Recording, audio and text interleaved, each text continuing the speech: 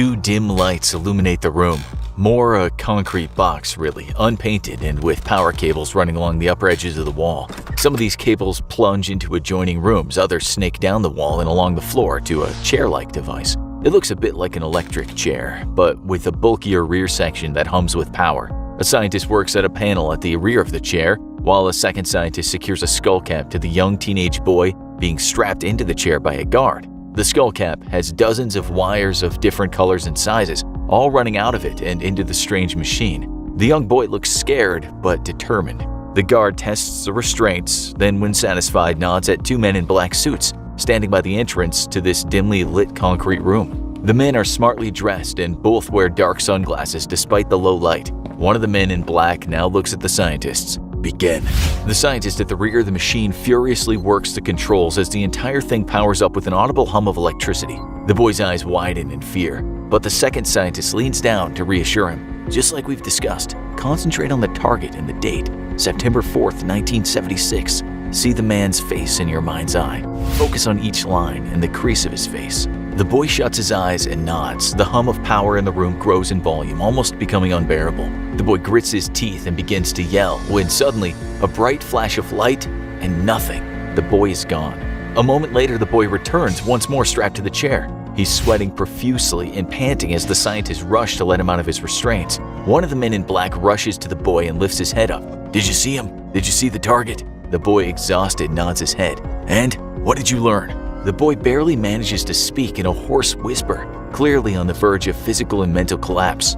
He was talking with a man. New submarine in construction. Called it Akula. The boy faints. As the scientists call for a nurse and remove him from the chair, the two men in black meet together, speaking in low whispers. Tell the president our operative successfully infiltrated Soviet time space. He failed to gather any useful intelligence, except confirmation of what our field operatives already told us. The Russians have built a new submarine, something big. We'll try again tomorrow, with the focus on gathering operational and technical details. Project Montauk is a success. Project Montauk, the infamous conspiracy theory that might have inspired Netflix's Stranger Things, a show about a secret government lab using psychic children to reach out to a different dimension. Only if whistleblowers are to be believed, traveling to other dimensions is only the beginning of what the United States government has successfully accomplished deep underground in New York State. Camp Hero, New York, was established in 1942 on the very tip of Long Island Sound. Disguised as a simple fishing village, Camp Hero was actually a coastal defense station packing some serious firepower, meant to stop a Nazi invasion of New York. The gun emplacements were set in massive concrete bunkers sunk into the earth, and defenders would be able to rain hell down on any invaders with 3 batteries of 16-inch guns and 6-inch guns. Shortly after World War II, the site was abandoned by the U.S. military, with the exception of a long-range radar station meant to monitor the Atlantic for incoming Soviet nuclear missiles. Today, despite efforts to sell the land to developers, environmentalists have succeeded in protecting much of the former facility, which has been turned over to the National Park Service. At least, that's the official history. If you're one of the unlucky few who visited Camp Hero against their will, then you know that the real history is far, far more sinister. 11 years after Camp Hero was officially shut down, 2 men underwent hypnotherapy to recover repressed memories they'd buried since they were children. Much to their surprise and horror, the men discovered they had their memories of their time spent in a secret government lab under Camp Hero buried deep into their subconscious. But now, the memories came flooding back. The tale is sinister. Discovered to be psychically sensitive, Preston Nichols and Stuart Sirdlow were both abducted by the government agents and brought to Camp Hero. Entering through one of the old gunnery doors, they took an elevator down to the bottommost levels of a secret underground research lab. There, the young boys were introduced to others like them, but there'd be no time for socializing. The experiments conducted deep underground varied, but all were pushing the very cutting edge of science, and often even beyond that. With rumors that the Soviet Union was busy researching all manner of paranormal phenomena in a desperate attempt to gain any edge they could over their American rivals, the United States government undertook a slew of secret programs to ensure American supremacy in every realm of warfare, even the paranormal. Remote viewing drew great interest from the intelligence community, allowing intelligence agents to get an inside peek at sensitive Soviet installations without their ever knowing. Young children who were psychically sensitive were trained in remote viewing techniques and even had their talents enhanced through a combination of technology and various drugs. But if the US could use psychics to spy on the Soviet Union's most secret installations, then surely the Soviets could do the same.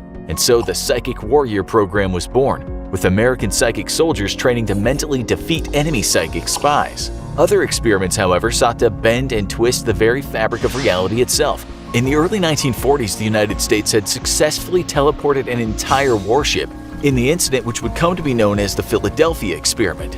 The results of the experiment were messy, however, with the rematerializing ship having fused the living crew to its hull, leaving not a single survivor. Under the quiet grounds of Camp Hero, though, the US sought to perfect this technology. Teleportation experiments began small, with items such as apples or pencils being moved a few feet.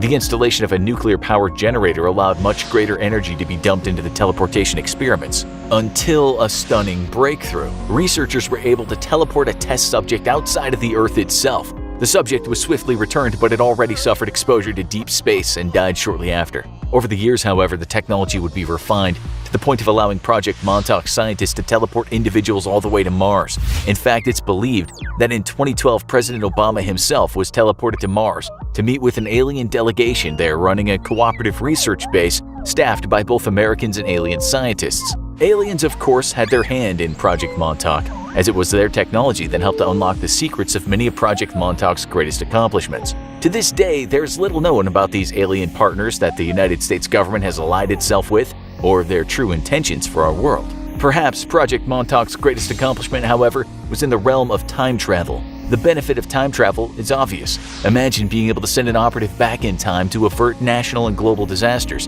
In fact, history as you know it today is all shaped by Project Montauk. The Allies winning World War II? That's thanks to intelligence sent back in time to warn President Roosevelt of German and Japanese plans. The US triumph over the Soviet Union in the Cold War? Once more, the secret work of American time-traveling spies, changing the past to correct future mistakes and eliminate potential threats. Of course, this is the history of Camp Hero, according to Preston Nichols and Stuart Swerdlow, with most of this history outlined in Nichols' series of books named the Project Montauk series. Nichols has been widely discredited, and not a single one of his claims have ever been remotely proven to be factual. Even his claims of having degrees in various scientific fields are false, and he himself calls the contents of the Project Montauk books as soft facts. Swerdlow himself has often been discovered to tell contradicting tales of his own backstory, which he, of course, blames on his repressed memories and CIA brain wipes. Project Montauk is pure fiction, but that hasn't stopped legions of people from purchasing Nichols' books or believing the US government really did abduct teenagers to conduct mind control and time travel experiments. Now go watch CIA spy techniques, or click this other video instead.